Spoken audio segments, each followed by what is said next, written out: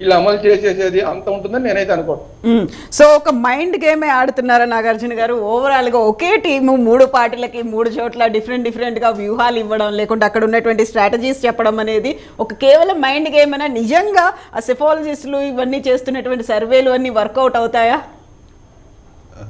కవిత గారు, మీకు చర్చలో పాల్గొంటున్నటువంటి మిత్రులకి గుడ్ ఈవినింగ్ అండి. అయితే దీని గురించి మనం మాట్లాడే ముందు కొంచెం ఒక 2 సంవత్సరాలు వెనక్కి వెళ్ళినప్పుడు వైసీపీని గెలిపించి అధికారంలోకి తీసుకురావడానికి పీకే అనేటువంటి వ్యక్తి ఎవరైతే ఉన్నారో ఆయన పాత్రను మనం కొట్టేయటానికి లేదు. అయితే నాకున్నటువంటి అవగాహన ప్రకారంగా పీకే అనేటువంటి వ్యక్తి లేకపోయినా కూడా జగన్మోహన్ రెడ్డి గారి గెలుపు అనేటువంటిది 2019లో నల్లేరు మీద నడకలాగానే జరిగేది. ఎందుకంటే 2014లో వైసీపీకి టీడీపీకి ఉన్నటువంటి తేడా కేవలం 1.5%, 5 లక్షల ఓట్లతో మాత్రమే వాళ్ళు గెలిచారు. అప్పుడు వాళ్ళతో పాటు పవన్ కళ్యాణ్ ఉన్నారు, బీజేపీ ఉంది, కాంగ్రెస్ కూడా ఉంది. కాంగ్రెస్ 2019కి వచ్చేటప్పటికి పవన్ కళ్యాణ్ లేడు, బీజేపీ లేడు.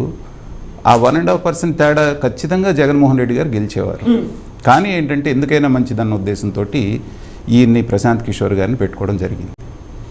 కాలక్రమేణా ఒక 2 సంవత్సరాల క్రితం ఆయన నాకు ఇవ్వద్దు, బీహార్ రాజకీయాల్లోకి నేను వెళ్ళాలి అని ఆయన అనుకున్నప్పుడు ఫస్ట్ స్టేట్మెంట్ మనం గుర్తు తెచ్చుకోవాలి.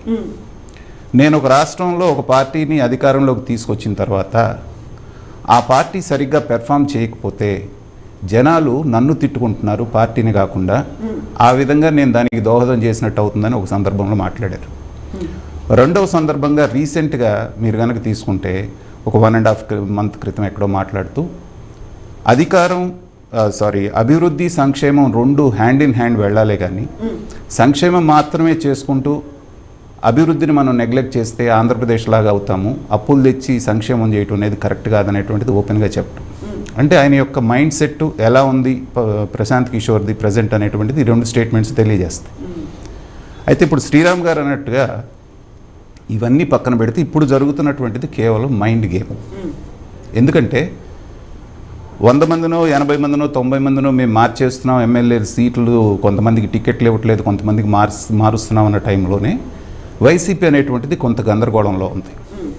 సో టికెట్లు వచ్చిన వాళ్ళు ఒక రకంగా, రాని వాళ్ళు ఎక్కడికి వెళ్ళాలి ఏంటి అనేటువంటిది ఒక గందరగోళం జరుగుతున్నప్పుడు వాళ్ళని ఇంకా సైకలాజికల్గా దెబ్బతీయాలి అంటే ఇప్పటికే ఏం చెప్తున్నారు, తల్లి వెళ్ళిపోయింది మీతో లేదు, చెల్లి వెళ్ళిపోయింది మీతో లేదు అనేటువంటిది చెప్తా ఉన్నారు.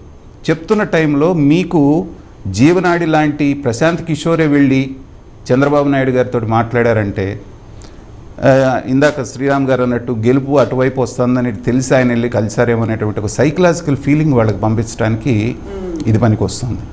లేకపోతే నిజంగా వాళ్ళు మాట్లాడుకోవాలంటే లోకేష్ వాళ్ళు ఢిల్లీలో అయినా మాట్లాడుకోవచ్చు, లేదా ప్రశాంత్ కిషోర్ వచ్చి హైదరాబాద్లో అయినా కలవచ్చు, ఎవరికి మూడో కంటికి తెలియకుండా స్పెషల్ ఫ్లైట్ వేసుకొని, అది కూడా సీఎం రమేష్ ఫ్లైట్ వేసుకొని తీసుకెళ్ళి గన్నవరంలో మీడియా అంతా చూసేటట్టుగా ఇద్దరు ఒకే కారులో వెళ్ళి చంద్రబాబు నాయుడు గారి ఇంట్లో 3 గంటలు కూర్చొని చర్చలు చేసి, ఇదంతా ఏంటంటే ఒక ఫీలర్ పంపించి అవతల ప్రతిపక్ష శిబిరంలో వాళ్ళ వైరుపక్షంలో ఉన్నటువంటి వాళ్ళని గందరగోళానికి గురి చేయడం కోసం అనేటువంటిది ప్రాథమికంగా కనపడుతుంది. అయితే తెలుగుదేశం పార్టీకి ఉన్నటువంటి ఒక వీక్నెస్ ఏంటంటే మొదటి నుంచి కూడా వాళ్ళు చేసింది చెప్పుకోవడం కూడా వాళ్ళకి చేత కాదు. 2019 ఎలక్షన్లో మనం చూసాం, పింక్ డైమండ్ కొట్టేశారు తెలుగుదేశం వాళ్ళు, చంద్రబాబు నాయుడు గారి ఇంట్లో ఉంది. తిరుమలలో తవ్వకాలు జరిపారు, నగలన్నీ చంద్రబాబు నాయుడు ఇంట్లో ఉన్నాయి. లేదా 42 మంది డిఎస్పీల ప్రమోషన్లో ఒకే కులానికి 40 మందికి ఇచ్చారు. ఇలాంటివన్నీ కూడా రకరకాలైనటువంటి ప్రచారాలు వచ్చినాయి. మన వివేకానంద రెడ్డి గారి హత్యను కూడా వేరే వాళ్ళకి అట్రిబ్యూట్ చేయడం జరిగింది. వీటిని దేన్ని కూడా తెలుగుదేశం కౌంటర్ చేసుకోలేక నిజంగానే ఇది నిజమేమోనని ప్రజలు నమ్మేటువంటి పరిస్థితికి వెళ్ళిపోయారు. కాబట్టి ఏంటంటే అలాంటి వీక్నెస్ని ఏదన్నా కరెక్ట్ చేసుకోవడానికి ఏమన్నా సలహాల కోసం పిలిచుంటారే కానీ బేసికల్గా ఇది మైండ్ గేమే.